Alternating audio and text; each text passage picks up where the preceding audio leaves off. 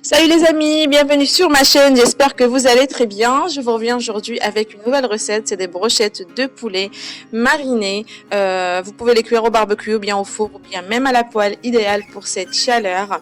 Donc si ça vous intéresse, je vous invite à regarder la suite de la vidéo. Donc on va commencer par couper notre poulet en dés, comme vous voyez, donc 200 grammes pour environ 2 brochettes, de belles brochettes. Donc vous pouvez utiliser de la dinde si vous voulez. Donc j'ai coupé mon poulet. Ensuite on va commencer avec la marinade provençale. Pour ça j'ai mis le poulet dans un récipient. J'ai ajouté une cuillère à café de poivre, du cumin et une cuillère à café aussi d'ail. Du sel selon le goût, donc à peu près j'ai mis une demi-cuillère à café. Des herbes de Provence.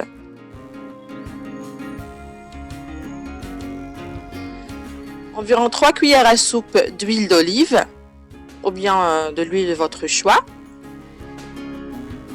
Je mélange tout ça très bien. Et enfin, je vais rajouter une cuillère à café de moutarde et une cuillère à café de piment doux ou bien du piment fort comme vous voulez, ou bien de paprika si vous n'en avez pas de piment. Donc on va laisser tout ça mariner. On va commencer la deuxième marinade, c'est une marinade indienne. Donc j'ai ajouté à mon poulet 2 cuillères à soupe de fromage blanc ou bien de yaourt nature.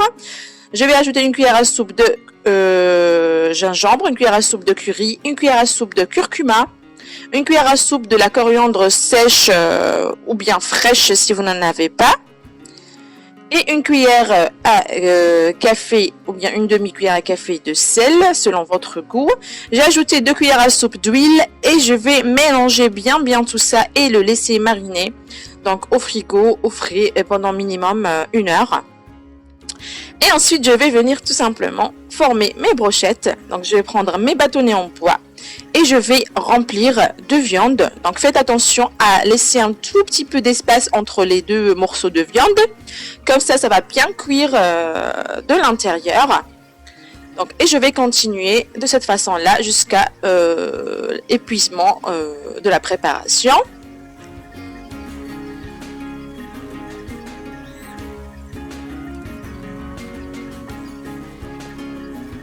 Je vais faire la même chose avec ma deuxième préparation, ma deuxième la marinade provençale.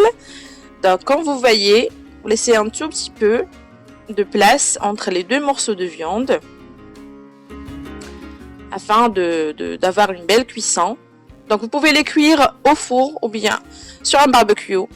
Donc si vous avez la flemme d'allumer le barbecue, faites-les au four comme moi, c'est très bon aussi. Ou bien tout simplement à la poêle si vous voulez manger comme ça. Et voilà, donc on va les faire cuire. Donc, déjà on va les mettre sur la plaque pour aller au four bien sûr.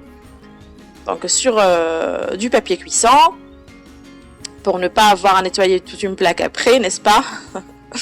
Donc on va les mettre sur une plaque de cuisson. Et comme vous voyez, je regarde vraiment s'il y a un petit peu de place entre les deux morceaux de viande comme ça pour la cuisson comme j'ai précisé tout à l'heure.